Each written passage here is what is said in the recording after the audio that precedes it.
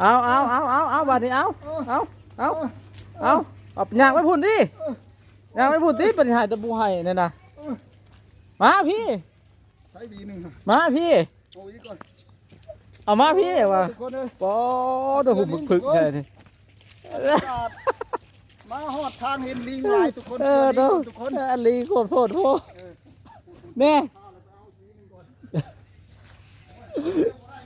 โอ้บ่ได้แล้วเขาได้เอาอันให้เพิ่นถือมาหลายๆยังบ่ได้เพิ่นหุ่มใส่เลยได้มันหุ่มใส่เลยโซนนี้ใกล้จะฮอดปีใหม่แล้วทุกคนเลยมาอันนี้เด้อเอาลูกน้อยบ่เอาบ่นี่ฮะเอาไปพูละหน่วยเด้อมาอันน้อยๆเด้อเอาให้เด้อพูน้อยๆเด้อนะพูน้อยบ่พูน้อยๆเด้อหมดกราบสบายดีและก็สวัสดีพี่น้องสู่คู่สู่คนว่าภายในหรือต่างประเทศมื้อนี้ก็มาพบกับบ่าวคำพงบ้านนากะจะพาพี่น้องเฮาไปเที่ยวมื้อนี้พี่น้องตอนนี้ก็อยู่ที่คันพายอยู่อ่างน้ำสวยมาเบิ่งลมแห้งธรรมชาติสวยงามพี่น้องน้ำพองเอาแท้เอาว่าลมแห้งลีพี่น้องมาเบิ่งทุกคนน้ำกับพองทุกคนซ้ำทะเลทุกคนซ้ำทะเลสาบมื้อนี้ก็เลาะจะพาทุกคนเลาะเที่ยวไปเรื่อยๆทุกคนถือว่าบรรยากาศดีหลายทุกคนทางนี้ก็จะเป็นทุ่งนาแสงทุกคนอากาศทุกคนเลยมื้อนี้ก็ลมโบแห้งปันใดทุกคนโอ้ไปกันทุกคนมื้อนี้หันหาเลาะเที่ยวชมธรรมชาติพี่น้องที่สวยสดงดงามพี่น้องเอ้ยมื้อนี้ฮะเลาะไปเรื่อยๆทุกคนตอนนี้ก็ฮอดน้ำสวยทุกคนมาเบิ่งบรรยากาศสวยสดงดงามทุกคนน่าเที่ยวทุกคนเลยทุกคนเลยตอนนี้กำลังมุ่งหน้าไปทางตะเวนออกทุกคนจักสิฮอดใส่มือนี้ฮะยังโคทราบทุกคนเที่ยวชมธรรมชาติที่สวยงามทุกคนเลยทุกคนตอนนี้ก็มาฮอดบ้านดงเมืองดงลิงนะทุกคนเลยทุกคนเป็นแล้วนะทุกคนเนี่ยฮัลโหลโอ้สบายดีเพิ่นเอาลูกน้อยมาด้วยนะเพิ่นเอาลูกน้อยฮะเพิ่งดูผู้กินนมผู้ทุกคนเลยพูดโอ้มีลูกน้อยได้เจ้าเนาะลูกน้อยกินนมโอ้ลูกน้อยไปต่อเดินทางต่อทุกคนนี่เท่านี้คนนี้ต้นมะข้อนี่อ๋อทุกคนมีแต่ลิงทุกคนงูมีอาหารให้กินโอ้ยไปผมมีอาหารให้เจ้าซ้ำไม่ใช่แต่มาควรชื่อให้เพิ่นรู้จักบาททุกคนพูดลังมาย่ำทุกคนอยากกินแล้วทุกคนอยากกินแล้วทุกคน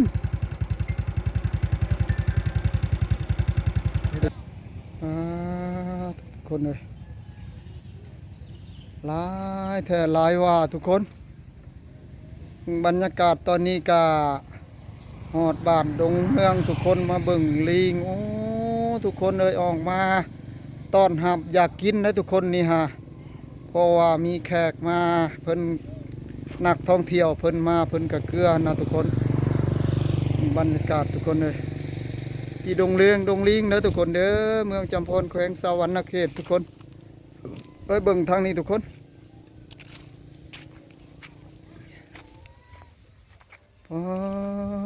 ทุกคนเลยหยาบอยู่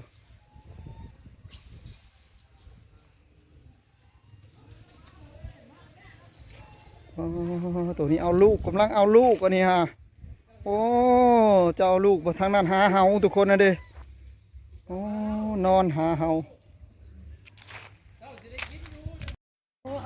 เอาบัดนี้เอาอยากไปพุ่นดิอยากไปพุ่นดิเป็นหายตะบูไห้เนี่ยนะมาพี่ใช้บีหนึ่งมาพี่โอ้ยก่อนเอามาพี่ว่ะปอตัวหุ่มพึกใช่ไหมมาหอดทางเห็นลิงลายทุกคนทุกคนลิงโคตรพ่อแม่โอ้ บ่ได้แล้วเขาได้เอาอันให้เพิ่นกิถือมาหลายๆยังบ่ได้เพิ่นหุ่มใส่เลยได้ มันหุบกันเลย ช่วงนี้ใกล้จะฮอดปีใหม่แล้วทุกคนเลยมาอันนี้เด้อ เอาลูกน้อยบ่เอาบ่นี่ฮะเอาเออเอา โอ้ ไปผู้ละหน่วยเด้อมา อันน้อยๆเด้อเอาให้แน่พูดน้อยๆนี่นะ ผู้ละหน่อยบ่ พูดน้อยๆเด้อเอาบ่ผู้เฒ่าว่าอยากได้เด้อเอาเดี๋ยวเด้อผู้เฒ่าเอาให้ก่อนผู้เฒ่านี่นะ เอา อันนั้นน้อยๆน้อยๆทักข้างเจ้าด้าน เอาต้องบุกิน เอา บ่เอาผู้น้อย เอา นี่บ่ได้ผู้น้อยนี่ เอานี่น้อยๆเด้อสิได้ชาโดนี่เอาให้น้อยๆนี่ก่อนเออให้น้อยๆได้บ่แพ้ตัวนี้เบิดแล้วทุกคนมากล้วย2หวีทุกคนให้เบิดแล้วทุกคนตอนนี้ หมดแล้ว หลายพี่ลึก มื้อหน้าจะกินเขาจะมาอันให้เจ้าอีก กินเพราะว่าก ลายไปซื้อก ระทาบะถือหมด2หวีมันขึ้นเฮาแล้วทุกคนเลยบ่ไหวทุกคนเด็กน้อยนี่ให้กระเต็กทุกคนเลย อันนี้ 2หวีบ่พอกันพี่น้องสิบ่กล้วย มื้อหน้าจะกินเด้อได้ยินแล้วมื้อหน้าเจ้าจะกินนี่มื้อหน้าเจ้าจะกินน้ำข่อย ได้ยินบ่ค่อยว่า ทุกคนเลย ได้ยังไม่เท่านมยานไม่เท่านมยาน ไม่เท่านมย่านตี เท่านมยาน ไปเลยจะกินเลยทุกคนบ่พอกันซ้ำ ชุดชั้นในเจ้าก็บ่ใส่ได้ไม่เท่านมยานนี่เด้อ เออ มื้อหน้าเขาจะสิมาเลี้ยงเจ้าใหม่ โอ้มากล้วย2หวีทุกคนพูดให้กันเลยญาติผู้บ่ได้กินนะทุกคนเลย อันนี้คือดงเมืองหรือว่าบ้านดงเลงทุกคนตั้งอยู่บ้านดงเมืองเมืองจำพรเขานี่ก็ได้จะมาให้อาหารได้เลยทุกคนเด้อ อันนี้คือดงลิงทุกคนดงเมืองจำพรแขวงสวรรค์ตุเขต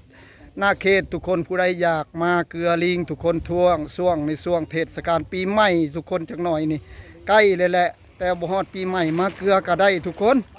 อู้ แต่เราว่านี่ ไปเบิ่งทางนี้หาเฮาให้ทุกคน เราคอย เออ คอยหาเฮาให้เจ้านี่นะเราอ่ะ เท่าคอยหาเฮาให้เจ้าแม่นบ่ เกลียดข่อยร้ายเรา อ๋อ อ่ะ คือคนลีทุกคนเลยเบิ่งดูหาเฮาเสยอยู่ทุกคนเลยพุ่น ไอ้จะเนี่ยเบิ่งข่อยบ่ได้เฮ็ดหยัง หักแต่ใคร เจ้าจะซื้อ แต่ว่าใครบ่หายได้มารุ่นก่อนนี่หายได้แบบนี้เลยโอ้โดดใช้รถได้ทุกคนเลย เพิ่นคันให้เขาจะบ่เกลือเพิ่น บ่เพิ่นได้กินอัน2หวีหั่นนะ ได้กิน2วีแล้ว แต่ว่าก็บ่ เราหาเฮาเราเราว่าที่รักเราว่าเฮาในแซ่บอันนี้เรากินเลยเนาะเฮาก็ โอ้ เนาะ แม่นความเขาเว้าเนาะหาเฮานี่กินเนาะ เออ เอออันนี้บ่เขาเว้าว่าผู้ใดเฮาหลายให้ลิงหาหันเขาว่าหั่น อันนั้นตัวพวกตัวเมียตัวใดหาให้กันเนี่ย น่าจะเป็นตัวผัวตัวน่ะ ตัวผัวบ่ ฮะน่าจะเป็นตัวผัวฮะ ตัวนี้เด้อจ้ะ จังหวะเฮ้ยหรือว่าตัวเมีย ตัวเมียนี่ เอ ที่รักเพิ่นเมียเพิ่นหาเฮาให้โอ้เจ็บปรับเลยอันนี้ เมียเฮาอันนี้เนาะ เมียหาเฮาให้ทุกคนเลย อ่า กินไว้ขนาดกินเฮาเด้อดู กินไว้อีหลีเนาะโอ้ย เอ้ยเราที่รักเราว่ามันบ่แม่น อืม มันบ่แม่นเฮาอันนั้น เฮาอะไร เฮานะ กินหัน กินเลย กินเลยหันโอ้ โอ้ยเราโอ้อันนั้นก็จะแม่นมันตัวผัวเนาะ ตัวนี้ตัวเมียบ่ ตัวผัวตัวนั้นหัน ผัวนอนให้เมียหาให้ ตัวนี้ตัวเมีย มีความสุขขนาดเลย มีความสุขเลยทุกคนเลยเบิ่งอันนี้ลูกหลานนี่เต็มเบิ ลูกหลาย ด ด้วยก็หลายด้วยเด้ แต่ว่าทุกคน แม่นเลยเนาะตัวขาแดงตัวแดงๆเลยเนาะตัว แม่น แดงๆตัวผู้เนาะอันนี้ตัวเมียตัวนี้นะตัวนี้นะ แม่น ตัวจ่อยๆตัวเมียตัวอ้วนๆนะตัวผัว เป็นดงทุกคน ถือว่าอยู่ดงพวกกันยังหลายเด้อทุกคนเลย เฉพาะดงนี่ก็กว้างเติบแต่ว่าลิงนี่อยู่ โอ้ยเราว่ามันกินของมันเข่าข่อยแล้วเราว่าเฮ้ยเราว่า แต่ว่าลิงนี่เป็นแบบนี้ อย่าติ้งเราว่ามันก็ข่อยซับได้เราว่านั่น ลิงนี่ส่วนว่าทางนี้ต้องอยู่ทางนี้เดี๋ยวบ่ได้อยู่นำกันไหนทางใต้ก็เป็นทางใต้ทางเหนือก็เป็นทางเหนือใด หาก็ว่าเห็นทางนั้นก็หาให้กันด้วยทางนั้น เบิ่งรู้ทุกคน ไปเบิ่งทางนี้ทุกคนทางนี้ก็หาเฮาคือกันทุกคนเลยตัวนี้อันหาให้เมียบ่นี่ฮะ ให้เมียนะเฮ้ย โอ้โหโอ้หายเด้อ โอ้ยคนบ่อันนั้นเจ้า โอ้ เนาะ หายทุกคนพูด อุ้ยบ่ไหวเพิ่นหาย บ่ไหวเลยทุกคนบ่ไหวแล้ว ถ่ายอยู่ โอ้ ความสุขข่อยเราอ่ะ มากวนความสุขแล้วเพิ่นกำลังหาเฮาเพิ่นหายเลยทุกคนเลย จะหัวหน้าหูความ โอ้เป็นตาย่านทุกคนเลยเบิ่งดูพูเห็นรถไถมาพูดทุกคนพูดเห็นรถไถมาแล่นนำเลยทุกคนโอ้ปูนรถมากันเป็นตาย่านเลยพูดทุกคนเลยเพราะว่ามันได้กินน้ำรถน้ำล่างเลยแหละทุกคนเลย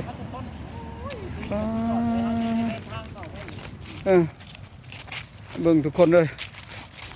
ไปก็ต้องได้ระวังเลยทุกคน เพราะว่ามันหลัดทางมันจะกินเลยทุกคนเลยโอ้ลึกทุกคน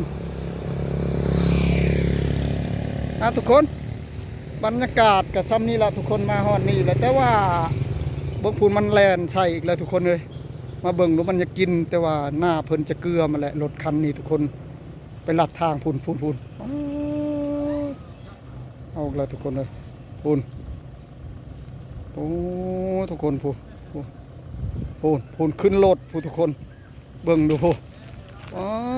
ตัวเต้นขึ้นเทิงรถทุกคนเต็มหมดแล้วพูโอ้ยทุกคนพูของมันจะกินทุกคนพูน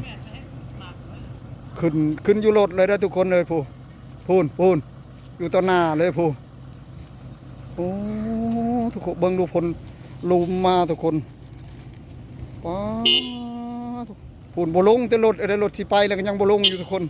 เบิ่งดูพูนยังอยู่รถเสยอยู่โหรถก็ไปบ่ได้อีกทุกคนเพราะมันบ่ได้ลงได้บัดนี้เห็นได้บัดนี้เขาบ่ได้เกลือมันก็บ่ลงบัดนี้ฮะรถก็สิไปบ่ได้ทุกคนเพราะว่าจอดแล้วแบบนี้แหละเห็นได้สิไปได้บัดนี้ฮะทางนี้ก็ลัดนาอยู่นี่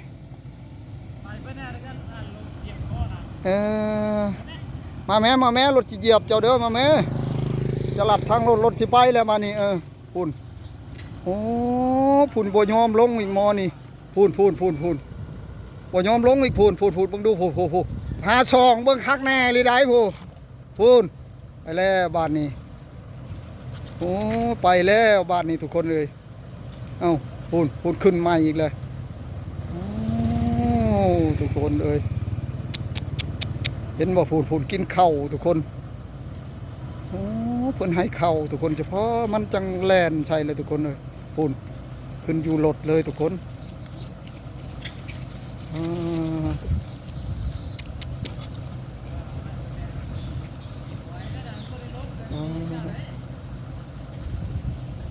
ลึกทุกคนเลยถือว่าเต็มเลยแถวนี้ทุกคนถือว่าบ้านนี้ทางพวกเฮาสิไปต่อทุกคนถือว่ามาฮอดนี่ก็ดีถือว่าฮอดบ้านดงลิงมื้อนี้ว่าจากสิไปฮอดไซกะเบิ่งนำกันพี่น้องไปนำกันไปพี่น้องไปทางหน้าผู้แหละมาเที่ยวชมบรรยากาศที่สวยงามมื้อนี้พี่น้อง